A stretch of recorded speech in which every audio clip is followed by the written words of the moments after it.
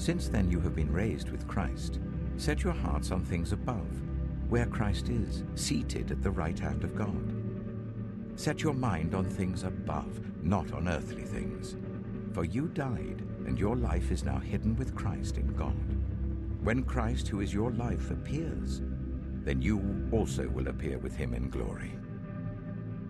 Put to death, therefore, whatever belongs to your earthly nature: sexual immorality, impurity, lust, evil desires, and greed, which is idolatry.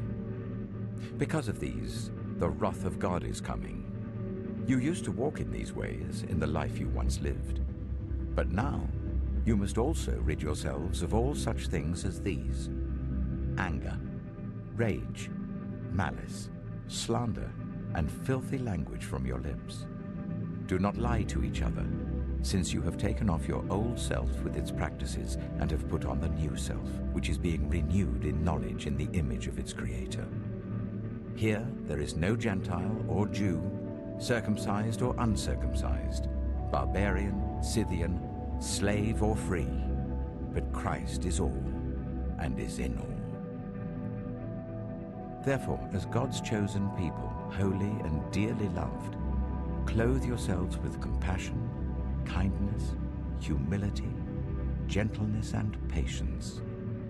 Bear with each other and forgive one another. If any of you has a grievance against someone, forgive as the Lord forgave you. And over all these virtues, put on love, which binds them all together in perfect unity. Let the peace of Christ rule in your hearts, since as members of one body you were called to peace, and be thankful.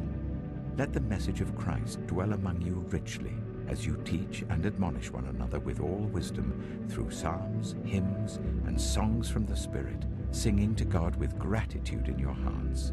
And whatever you do, whether in word or deed, do it all in the name of the Lord Jesus, giving thanks to God the Father through him. Wives, submit yourselves to your husbands, as is fitting in the Lord. Husbands, love your wives and do not be harsh with them.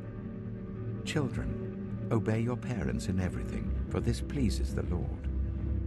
Fathers, do not embitter your children, or they will become discouraged.